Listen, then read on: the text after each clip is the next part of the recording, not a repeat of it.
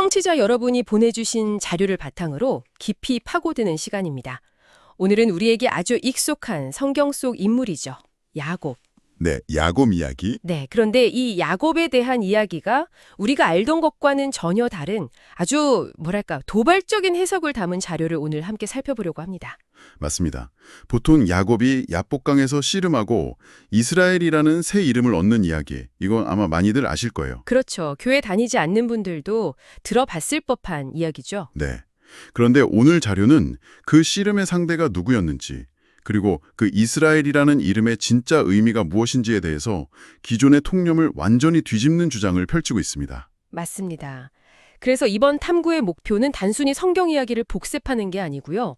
이 새로운 관점을 한번 쭉 따라가 보면서 야곱이라는 한 인간의 그 처절한 몸부림이 어떻게 이스라엘이라는 위대한 정체성으로 바뀌는지, 그 전환의 순간. 네, 그 극적인 전환의 순간을 함께 목격하는 겁니다. 이게 단순한 옛 이야기를 넘어서 어쩌면 지금 내 삶의 분투를 이해하는 어떤 열쇠를 발견하게 될지도 모르겠습니다. 자, 그럼 한번 제대로 파고 들어가 볼까요? 네, 좋습니다. 우선 야곱이라는 이름부터 시작해야 할 것 같아요. 이 자료를 보니까 야곱이 그냥 이름이 아니라 하나의 상태라고 딱 규정을 하더라고요. 네, 맞아요. 이름의 뜻 자체가 발꿈치를 잡다에서 파생돼서 약탈자, 심지어는 뒤통수 치는 사기꾼, 이런 의미까지 담고 있다고 하니 시작부터 이미지가 상당히 강렬합니다. 그렇죠. 자료는 그걸 겉사람의 모습이라고 표현해요. 그러니까 영적인 변화를 경험하기 이전에 그 본성적인 인간의 모습이라고 설명하는 거죠. 본성적인 인간의 모습. 네. 자신의 머리, 자신의 힘, 또 자신의 꾀를 총동원해서 어떻게든 원하는 걸 손에 넣으려고 발버둥치는 상태. 어쩌면 우리 모두의 내면에 조금씩은 다 있는 모습 아닐까요?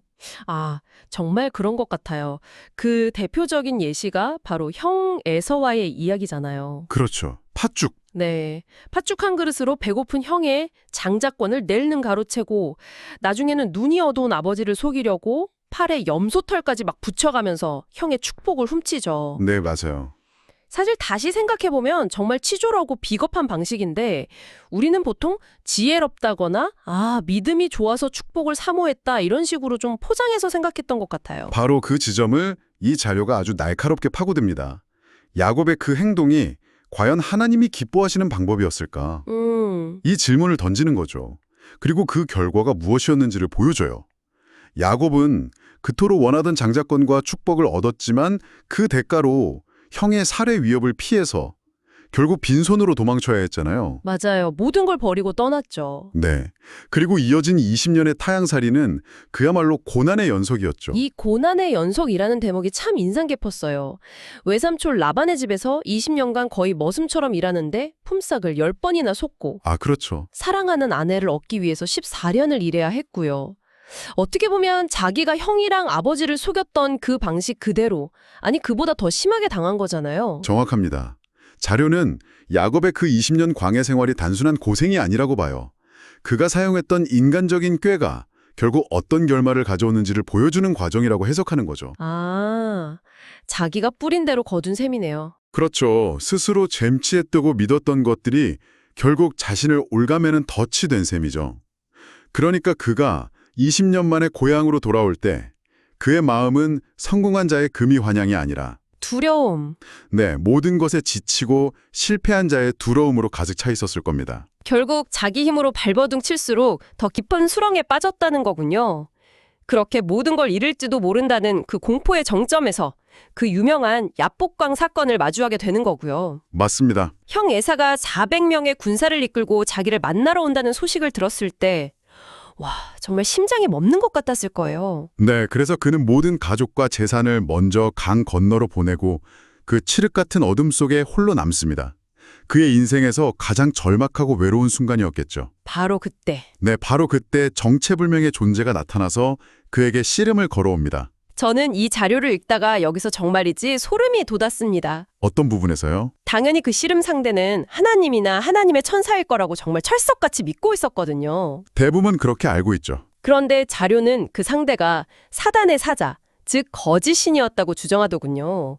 이건 뭐 우리가 알던 이야기의 판을 완전히 뒤집는 해석 아닙니까? 맞습니다. 아주 파격적인 해석이죠.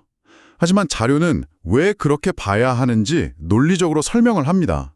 한번 생각해 보세요. 네.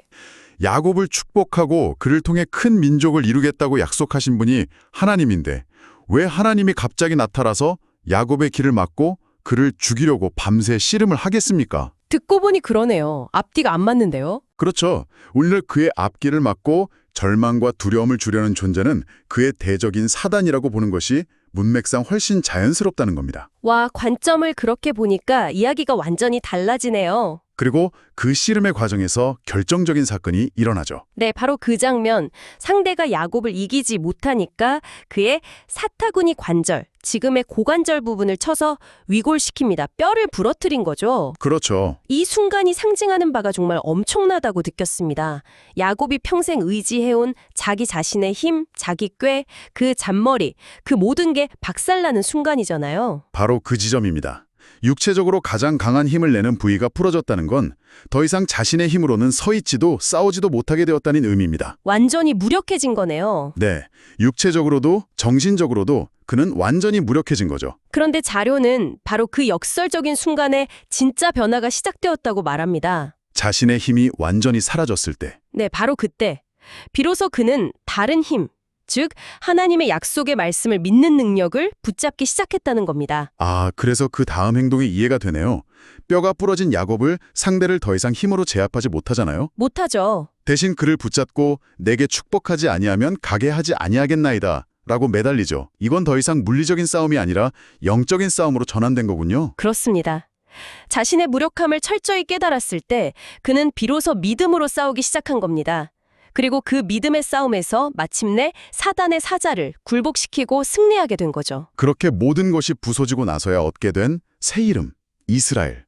그런데 여기서 또 한 번의 거대한 반전이 있죠? 네, 우리가 지금까지 알고 있던 그 이름의 뜻이 어쩌면 오역일 수 있다는 주장이요. 네. 보통 이스라엘은 하나님과 겨루어 이겼다는 의미로 널리 알려져 있습니다. 실제로 많은 성경 번역본이 그렇게 해석하고 있고요. 맞아요. 저도 그렇게만 알고 있었어요. 하지만 이 자료는 그것이 명백한 오역이라고 아주 강하게 주장합니다. 특히 킹제임스 성경의 번역을 구체적으로 지적하면서요. 잠깐만요. 이게 훨씬 말이 되는데요? 사실 저도 성경을 읽으면서 늘 마음 한구석에 풀리지 않는 질문이 있었어요. 어떤 질문이었나요? 아니, 자기 형 에서가 400명 끌고 온다는 소식에 벌벌 떠는 그 나약한 인간 야곱이 어떻게 전능하신 창조주 하나님과 씨름을 해서 이길 수가 있죠? 이건 상식적으로 납득이 잘 안 됐거든요. 그렇죠. 이 자료의 주장이 오히려 훨씬 합리적으로 들립니다. 바로 그겁니다. 자료도 똑같은 질문을 던져요. 하찮은 존재인 에서 앞에서도 벌벌 떨던 야곱이 어떻게 창조주 하나님과 싸워 이길 수 있는가? 말이 안 되죠. 말이 안 된다는 거죠. 여기에 언어적인 근거도 제시합니다. 성경에서 신을 지칭하는 히브리어 엘로임이라는 단어가 아, 엘로임. 네, 이 단어가 문맥에 따라 유일하신 참 하나님을 가리키기도 하지만 때로는 천사나 이방신, 즉 거짓 신들을 지칭할 때도 사용된다는 겁니다. 아, 엘로임이라는 단어 하나에 여러 의미가 담겨 있군요. 맞습니다. 따라서 문맥을 파악하는 것이 굉장히 중요합니다. 야곱의 상황, 즉 그의 앞길을 가로막고 두려움을 주는 존재와 씨름했다는 그 문맥을 고려하면 네. 그가 쌓은 엘로힘은 축복의 근원이신 하나님이 아니라 거짓 신으로 해석하는 것이 타당하다.